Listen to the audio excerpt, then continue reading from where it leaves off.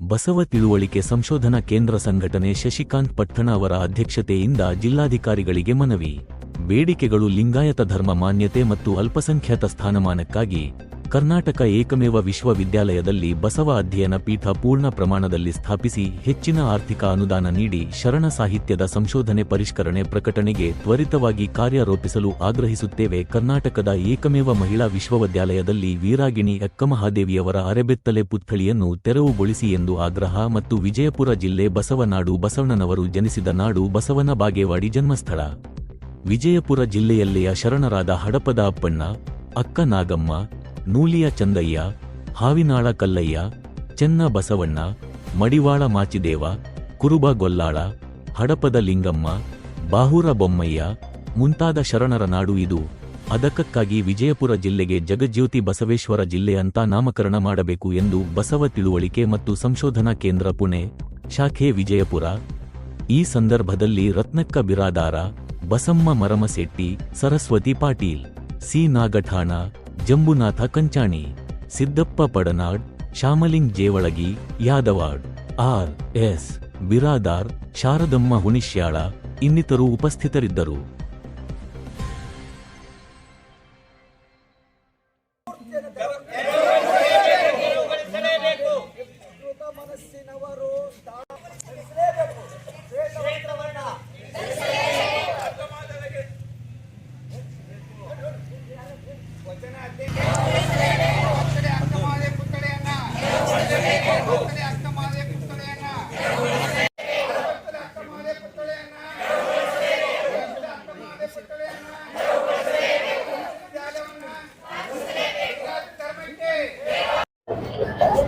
ಕರ್ನಾಟಕ ಸರ್ಕಾರವು ಬಸವಣ್ಣನವರನ್ನು ಸಾಂಸ್ಕೃತಿಕ ನಾಯಕ ಅಂತ ಘೋಷಣೆ ಮಾಡಿ 1 ವರ್ಷ ಆಯಿತು.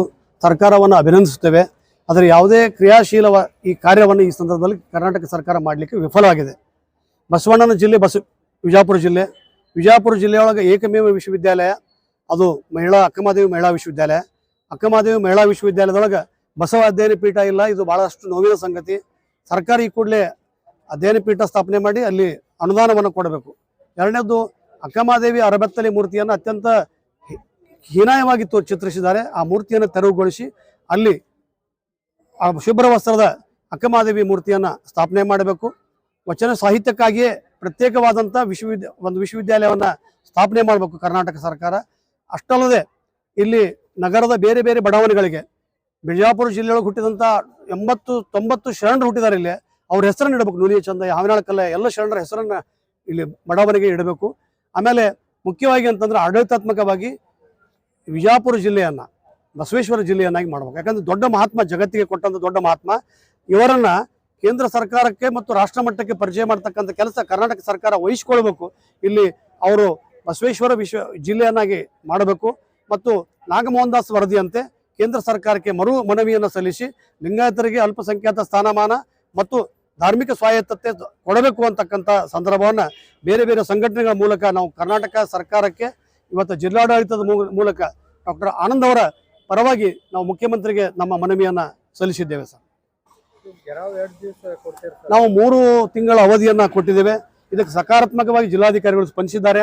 ಅವರು ಬಸವಣ್ಣನ ಸ್ಮಾರಕಗಳನ್ನು ಮತ್ತು ಬಸವ ಹೆಸರನ್ನು ಇಡಲಿಕ್ಕೆ ಇಟ್ಟಿದ್ವಿ. ನಾವು ಬಸವೇಶ್ವರ ಹೆಸರು ಇಡ್ರಿ ಬಸ್ ನಿಲ್ದಾಣಕ್ಕೆ ಅಂತ ಹೇಳಿದ್ವಿ. ಇದರಿಂದ ಶರಣರು ಅಧ್ಯಯನ ಮಾಡ್ತಾರೆ. ಅಲ್ಲಿ ಬಸವಣ್ಣ ಹೆಸರಿಡುವಾಗಲಿ ಬಡಾವಣೆಗಳು ಯಾರು ಇರ್ಬೋದು, ನೂಲಿಯ ಚಂದಯ್ಯ, ಹಾವಿನಾಳ ಕಲ್ಲಯ್ಯ ಅಂತಕ್ಕಂಥದ್ದು ಮುಂಬರುವ ಪೀಳಿಗೆಗೆ ಗೊತ್ತಾಗತ್ತೆ. ಭಾಷೆ ಬೇರೆ ಆಗಿದ್ರು ಕೂಡ ಹೆಸರನ್ನು ನೋಡಿ ಅಧ್ಯಯನಶೀಲತೆ ಹೆಚ್ಚಾಗುತ್ತೆ. ನಾವು 3 ತಿಂಗಳ ನಂತರ ದೊಡ್ಡ ಪ್ರಮಾಣದಾಗ ಇವತ್ತೇನೋ 400-500 ಜನ ಬಂದಾರ, ಮುಂದೆ ಲಕ್ಷಾಂತರ ಜನವನ್ನು ಕೂಡಿಸಿ ನಾವು ವಿಜಯಪುರ ಜಿಲ್ಲೆಯಿಂದ ಹೋರಾಟ ಮಾಡ್ತೀವಿ ಸರ್. ಉಗ್ರವಾದ ಹೋರಾಟ. ಅಕ್ಕಮಹಾದೇವಿ ಮೂರ್ತಿಯನ್ನು ತೆರವುಗೊಳಿಸಬೇಕು, ಎಲ್ಲ ಬೇಡಿಕೆಗಳನ್ನು ಈಡೇರಿಸಬೇಕು. ಒಂದೇ ಅಕ್ಕಮಹಾದೇವಿ ಒಂದು ತ್ವರಿತವಾಗಿ ಮಾಡಬೇಕು.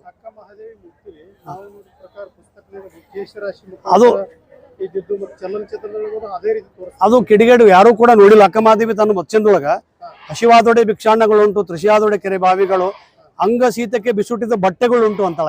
ನಾನು ಅರಿವಿ ಹಾಕೊಂಡ್ ಬಂದಿನಿ, ಕೇಶಾಂಬರವ ತೊಟ್ಟ ಬಂದಿ ಅಂತಂತಾಳ. ಕೇಶಾಂಬರ ಅಂದ್ರೆ ಕಂಬಳಿ, ಬಿಟ್ಟು ಬತ್ತಿ ಹಾಕೊಂಡ್ ಬಂದಿನಿ. ನನಗೆ ಬತ್ತಲೆ ಬರ್ತಕ್ಕಂಥ ಯಾವ ಹೆಣ್ಮಕ್ಳು ಬರಕ್ ಸಾಧ್ಯ ಇಲ್ಲ. ಹೆಣ್ಮಕ್ಳು ಪುರುಷನನ್ನ ವಿರೋಧ ಮಾಡಿದಕ್ಕೆ ಕೆಲ ಸಂಪ್ರದಾಯವಾದಿಗಳು ಅನಗತ್ಯವಾಗಿ ಅವಳನ್ನ ಆ ವಿರೂಪವಾಗಿ ಚಿತ್ರಿಸಿದ್ದಾರೆ. ಅದು ತಪ್ಪು. ಅವಳು ಬಟ್ಟೆನೇ ಹಾಕೊಂಡ್ ಬಂದಾಳ. ಯಾರೂ ಕೂಡ ಅದನ್ನ ಬತ್ತಲೆ ಆಗಿ ಬಂದಿಲ್ಲ, ಅದಕ್ಕೆ ಅದನ್ನು ತ್ವರಿತವಾಗಿ ತೆಗಿಬೇಕು ಅಂತ. 100% ಸುಳ್ಳು. ನಾನು ಡಾಕ್ಟರ್ ಶಶಿಕಾಂತ್ ಪಟ್ಟಣ ಅಂತ, ಅಧ್ಯಕ್ಷರು ಬಸವ ತಿಳುವಳಿಕೆ ಸಂಶೋಧನಾ ಕೇಂದ್ರ, ಪುಣೆ ಮತ್ತು ಬಿಜಾಪುರ ಜಿಲ್ಲೆ. ಸೆಕ್ರೆಟರಿಯೇಟ್ ಹೋಗಿ ನಿಂತುಕೊಂಡು ಮೊದಲಿಗೆ ನಮ್ಮೆಲ್ಲರ ಪರವಾಗಿ ಅವರನ್ನು ಸ್ವಾಗತ ಕೋರುತ್ತೇನೆ. ನಮ್ಮನೇಲಿ ನಾವು ಭಾಳಷ್ಟು ಓದೋದಿಲ್ಲ. ಬಸವಣ್ಣನ ಸಾಂಸ್ಕೃತಿಕ ನಾಯಕ ಅಂತ ಸರ್ಕಾರ ಘೋಷಿಸಕ್ಕೆ ಅಭಿನಂದಿಸ್ತೀವಿ. ಅದರ ಘೋಷಣೆ ಆಗಿದ್ದರಲ್ಲೇ ಮುಖ್ಯಮಂತ್ರಿಗಳಿಗೆ ನಾವು ನಮ್ಮ ಬೇಡಿಕೆಗಳನ್ನು ಇಟ್ಟಿದ್ದೇವೆ. ಏಕಮೇವ ಮಹಿಳಾ ವಿಶ್ವವಿದ್ಯಾಲಯದಲ್ಲಿ ಬಸವ ಅಧ್ಯಯನ ಪೀಠ ಇಲ್ಲ, ಏನೋ Basava study circle. Government should give adequate amount of fund for that. ಒಳ್ಳೆಯ ಸಂಶೋಧನೆಗಳಾಗಬೇಕು. ಬಿಜಾಪುರ ಜಿಲ್ಲೆಯೊಳಗೆ ಯಾವುದೇ ಬಡಾವಣೆಗೆ ಶರಣರ ಹೆಸರಿಲ್ಲ. ಸುಮಾರು 80 ಶರಣರಲ್ಲಿ ಹುಟ್ಟಾರೆ ಸರ್. ಅಕ್ಕನ ನಮ್ಮ ಎಲ್ಲ ಸ್ಥಳ ಸಮುದಾಯದವರು ಇಲ್ಲಿ ಹುಟ್ಟಾರೆ. ಪಾಪ ಅವ್ರ ಹೆಸರೇ ಇಲ್ಲ. ಸೊ ಆ ಕಾರಣಕ್ಕಾಗಿ ಬೇರೆ ಬೇರೆ ಬಡಾವಣೆಗಳಿಗೆ ಬಸವಣ್ಣನವರ ಮತ್ತು ಶರಣರ ಒಂದು ಹೆಸರನ್ನು ಇಡಬೇಕು. ಸ್ಮಾರಕಗಳು ಅತ್ಯಂತ ದುಸ್ಥಿತಿಯೊಳಗದವರು. Request you council to appoint archaeological department ಮಾಡಿ ಅಲ್ಲಿ ನೋಟಿಫೈ ಮಾಡ್ಬೇಕು ಸರ್. ಶರಣರು ಪಾಪ ಹೆಂಗಬೇಕಂದ್ರೆ ಅಲ್ಲಿ ಮಲಮೂತ್ರಗಳನ್ನು ಮಾಡೋಕ್ಕಾಗತ್ತೆ. ಕೆಂಬಾವಿ ಬೋರಣ್ಣ, ಬಾವೂರು ಬೊಮ್ಮಯ್ಯ, ಹುಲಿಯ ಚಂದಯ್ಯ ಅಂದ್ರಿ ಎಲ್ಲ ಶರಣರಲ್ಲಿ ಹುಟ್ಟಾರ. They have not been properly location. So on your ನಿಮ್ಮ ಮೂಲಕ ಆಗಬೇಕು ಸರ್. ಮಾಡಿಫಿಕೇಶನ್ ಸಂರಕ್ಷಣೆ ಮಾಡಬೇಕು. ಮಹಿಳಾ ವಿಶ್ವವಿದ್ಯಾಲಯ Akkamahadevi they have shown half naked sir. It very wrong. ಈ ಅಂಗಸೀತೆಗೆ ಬಿಸಿಟ್ಟಿದ್ದ ಬಟ್ಟೆಗಳು ಅಂತ ಅಂತಂದಾಗ ಅವೆಲ್ಲ ರಣಜ್ಞೆ ತೋರಿಸೋದು ಅನಾಗರಿಕತೆ, ಮಹಿಳೆಯ ಸಮಾಜಕ್ಕೆ ಅಸಹ್ಯ ಮಾಡಿದಾಗ ಅದಕ್ಕೆ ಮೂರ್ತಿಯನ್ನು ತೆರವುಗೊಳಿಸ್ಬೇಕು ಸರ್. ನಾವು ಸರ್ಕಾರಕ್ಕೆ ಹೇಳ್ರಿ, ವಿಶ್ವವಿದ್ಯಾಲಯದ ಅವರ ಸಿಬ್ಬಂದಿ ಜೊತೆಗೆ ಮಾತಾಡ್ರಿ.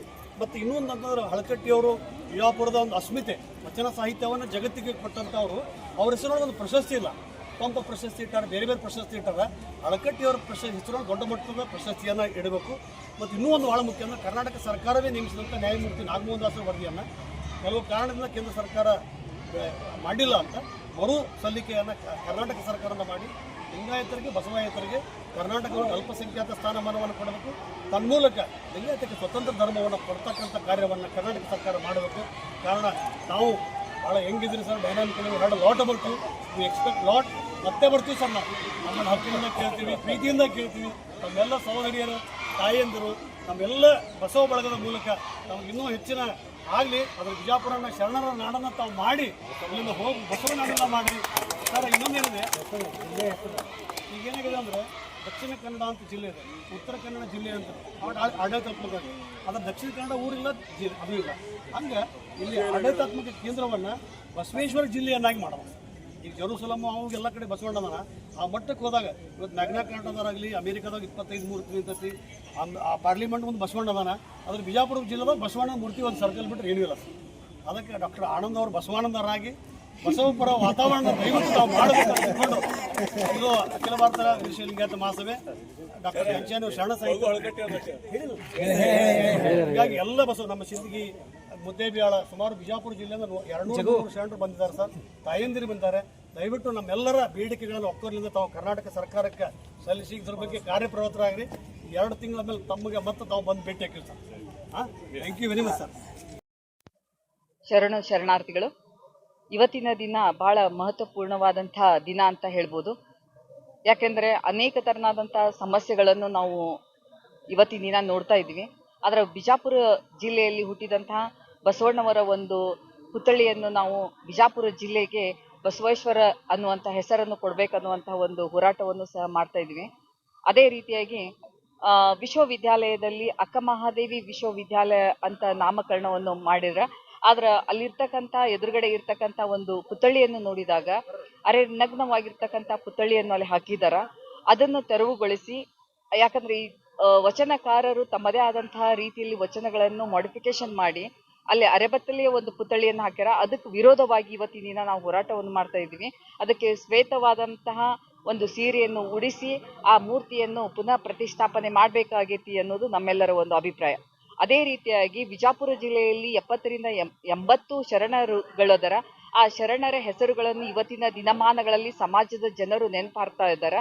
ಆ ಒಂದು ದೃಷ್ಟಿಕೋನದಿಂದ ಪ್ರತಿಯೊಂದು ಓಣಿಗಳಲ್ಲಿ, ಪ್ರತಿಯೊಂದು ಗಲ್ಲಿಗಳಲ್ಲಿ ಆ ಶರಣರ ಹೆಸರನ್ನು ಇಟ್ಟರೆ ಅವರು ಮಾಡಿದಂಥ ಒಂದು ಸಾಧನೆಗಳು, ಜೀವನ ಚರಿತ್ರೆಯನ್ನು ನಾವು ತಿಳಿದುಕೊಳ್ಳಕ್ಕೆ ಸಾಧ್ಯತೆ ಐತಿ ಅನ್ನುವಂಥ ಮಾತು.